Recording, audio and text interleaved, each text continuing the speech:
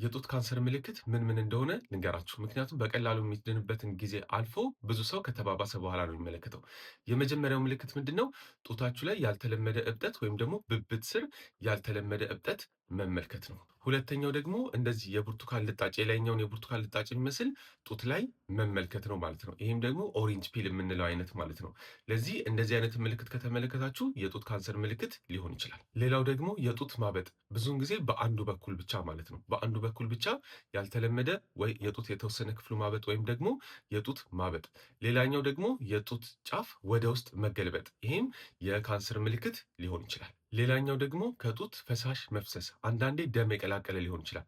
አንዳንዴ ደግሞ ሌላ አይነት ፈሳሽ መፍሰስ ከወተት ውጪ ልጅ ከሚጠባው ወተት ውጪ ደም የቀላቀለ ወይም ደግሞ መግል የመሰለ የተለያዩ አይነት ፈሳሾች መፍሰስ ከወተት ውጪ ማለት ነው። ሌላው ደግሞ የማይሄድ ወይም ደግሞ የማይጠፋ የጡት ህመም ነው። በቀናት በጊዜ የማይጠፋ የጡት ህመም፣ ይህም የጡት ካንሰር ምልክት ሊሆን ይችላል። አሁን የነገርኳችሁን ምልክቶች ካያችሁ በፍጥነት ወደ ሆስፒታል መሄድ ያስፈልጋል ማለት ነው።